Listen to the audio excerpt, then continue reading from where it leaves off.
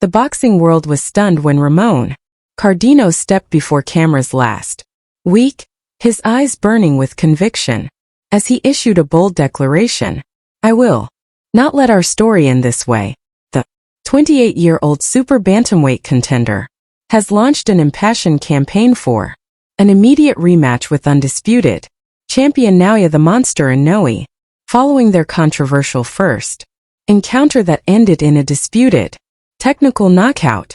Cardenas' quest for redemption has ignited fierce debate across the boxing community, with compelling arguments emerging about unfinished business, questionable officiating, and the tantalizing possibility that boxing's pound-for-pound king might finally meet his match. This isn't merely another challenger seeking a payday. It's the resurgence of a fighter who believes he uncovered chinks in the armor of an seemingly invincible champion and now demands the chance to prove it wasn't just a fleeting mirage. Revisiting the fateful night of their first encounter, fight analysts have identified at least 3 pivotal moments that suggest Cardenas may have been robbed of a fair opportunity to continue battling. CompuStatistics reveal Cardenas landed 18 power punches in the fateful 5th round, the most any opponent has connected against Inoue in nearly 5 years before referee Mark Nelson's contentious intervention. Slow motion replays clearly show Cardenas standing upright, gloves high, and pivoting away from danger when the stoppage occurred. "I was hurt but completely coherent," Cardenas revealed in an emotional 45-minute interview with Boxing Insider. "My legs were under me, my eyes were clear, and most importantly I was still firing back. And know it too. Watch his reaction when they stopped it. Even he looks surprised." This assertion is supported by Inoue's post-fight comments, where he unusually acknowledged Cardenas' resilience, calling him a tougher opponent than people expected. Behind closed doors at the Fort Worth Boxing Club, Cardenas and his retooled training team have been dissecting every millisecond of the first fight, identifying what they believe are exploitable patterns in Inoue's otherwise flawless technique.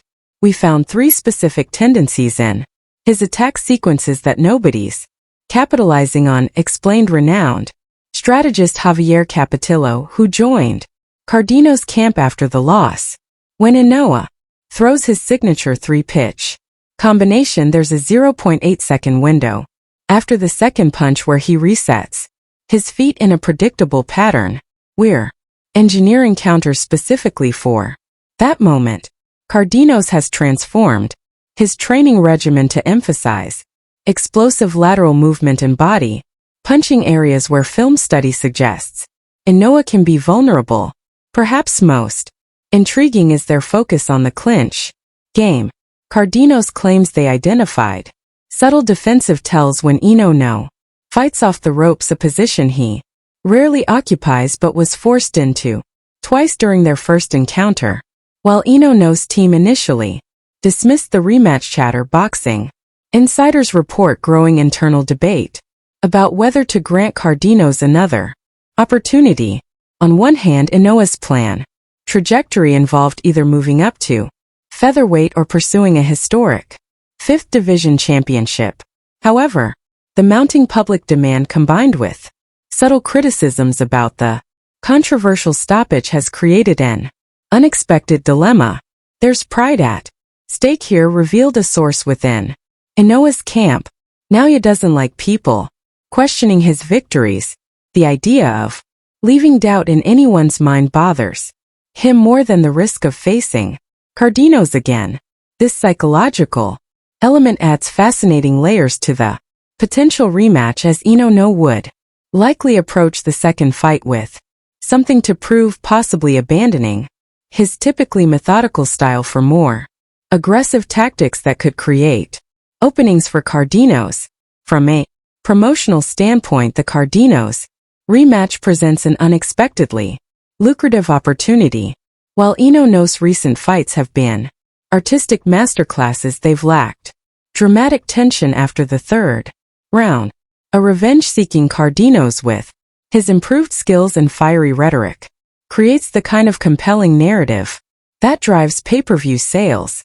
Early projections suggest the rematch could outperform their first bout by 30 to 40% in North American markets, particularly if staged at the Alamo Dome.